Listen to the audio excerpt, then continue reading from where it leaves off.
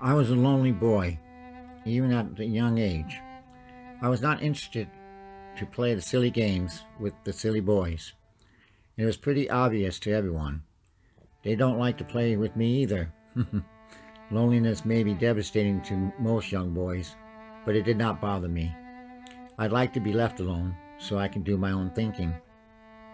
My father was a POW in Vietnam. The day he lost his freedom, I lost my father. I still remember that day. I got down on my hands and knees and prayed to God to give him back to me. It must be hard for God to ignore a 5-year-old's tearful pleas. So my father was released the next day. When he came home, he told me the day before his release, he heard my voice, loud and clear, and he felt my cries. Till this day, I still wonder if God intervened and gave my father back, or I physically felt my father will be sent back and prayed for his safe return. But I was very happy to have my family together again. I then lived my all-American life in Seattle. Despite my wife's complaint, I drank too much beer, watched way too much football. I drove forklift and thanked God for every sunny day. Like most Americans, I had no free time after fulfilling my duties to pleasing my boss and my wife. Then I died. I really died. No one can understand how my forklift took a backflip and rolled down a 250-foot north hill over Lake Washington. By the time they reached me 40 minutes later, I had no breathing. But they told me when they found me with no breath left, they tried to check my pulse, and then I suddenly opened my eyes, as if nothing happened to me. The forklift laid on its side with me still strapped in it. The 3 crew members came for me were a loss of words, for I suddenly opened my eyes and then walked on my own. They all thought I was a zombie. Actually, it happened on a beautiful sunny day. I remember finishing my shift and lighting my cigarette. It was my daughter's 21st birthday.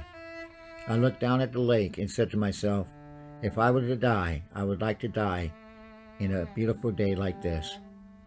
During the 40 minutes when my co-workers tried to get to me, I was at a place people can only dream of. I was in heaven.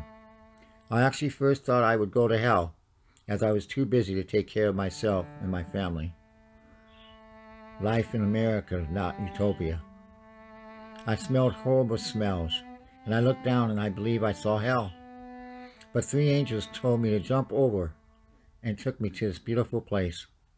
They asked me if I wanted to go back. I recall saying yes right away. They told me that my work is not done and I should go back and make myself useful. When I woke up, I was a different person. How should I say it? If I was kind of strange, I was one of the kind strange. I slept like a few hours every 4 or 5 days. I hear voices and I have visions. I was sent to the hospital 3 days after the accident because although they can find a scratch on my body, I started having unbearable pains. Doctors thought I was crazy when I told them what I saw. They spent the next 3 years trying to tell me and everyone else that I was crazy. They increased my dosage and changed my treatment. Every time I told them the mission God gave me. It was too much for my wife, but she did not leave. She just decided to kick me out. I remember sitting on the curb outside my home, a totally broken man. I did not know why I chose to come back, when now I lost my job, my family, and my home. I prayed to God for help. I asked for a home and guidance.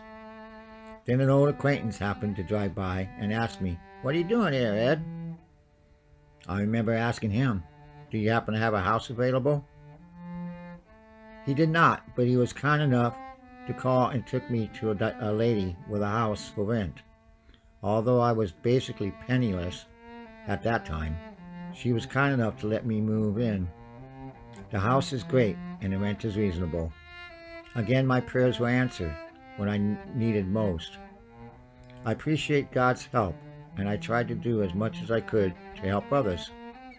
People called me Ed, the Holy Man, as I would perform exorcisms and work on haunted houses. I don't know what else I can do to help. People who need my help seem to always find me through word of mouth, but I often wonder, is this the mission? Although I got my life back in ways I did not expect, I had to deal with after effects of the accident to this day.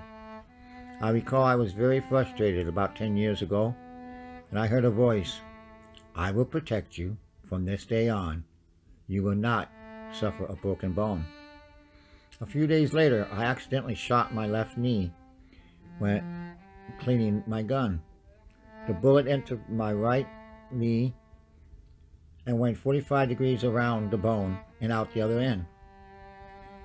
And yes, it avoided all contact with my bones. But the wound got infected and affected my heart. I had a heart attack, and my friend took me to the hospital because I have written requests of no resuscitation on my records. The doctor did not take aggressive treatment, so I died. My heart stopped, and I was sent to the cleaning room, waiting to be picked up by the mortician. My friend stayed with me, but about an hour and 5 minutes later, I woke up, as if nothing happened. During the 1 hour, I met the three angels again. They told me that I should go back to join the 144,000 souls on earth with special mission to help. I was told that I will have help and I will have company. Coming back from the dead is not easy, but I survived death once and I had no problem doing it again. But I can't imagine the shock I brought to the friend of who stood by my side, and the doctor who witnessed my death in the ER. The first thing I asked was for water, as I felt my whole body dry. And then my doctor was not very happy to see back after reaching the finish line. He did not say much, but gave me a bunch of prescriptions. I can't afford to pay for the prescriptions, so I took only the antibiotics. 2 weeks later, I went back to the hospital and got a clean bill of health. I asked the doctor if I need to make a follow-up appointment with him, and he said, "No, I don't ever want to see you again." I am sorry for disappointing my doctor for not staying dead, but I can see why maybe he upset with me. Many scientists have a hard time with things they can't explain because they are so smart. But what brought me back was above science. I was given a chance so I can help others. If my vision was strong, it intensified. After my second death, I had visions of horrific events, but I do not know how I could share with people outside my circle of friends. I was haunted by myself, as I found it difficult to be alone in this lonely world. But God is kind. I got another message 3 years ago that I will meet my wife and she will be on my side. A few days later, I met her, and 13 days after that, we got married. Although the images I see are so vivid, I don't have a voice.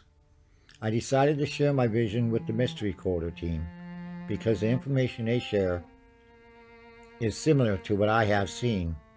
Although mine came in such details, I don't think people would believe me. I know it is a long shot, but I just have to try. So I sent, sealed, and delivered my message. I told her an earthquake will hit near Mount Rainier in the next few days, and 3 days later it happened. It was not the 4.0 I foresaw, but I am glad because the 4.0 will start a horrible chain of events that no one can be ready for.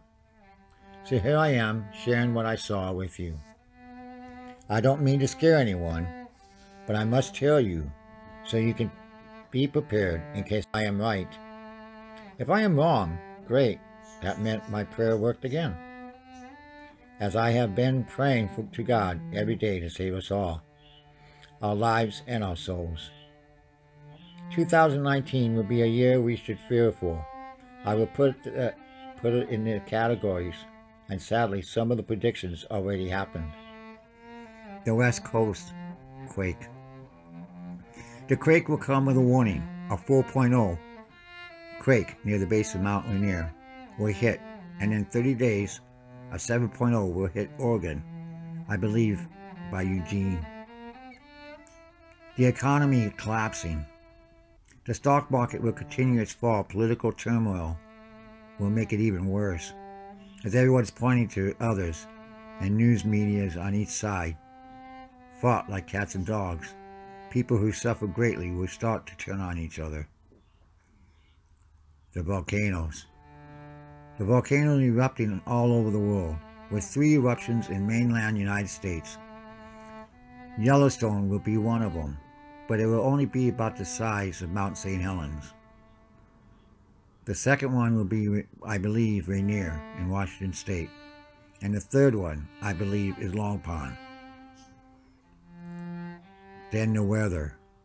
Severe drought caused global panic and starvation.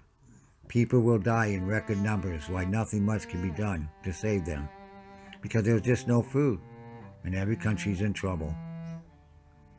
Then comes the martial laws.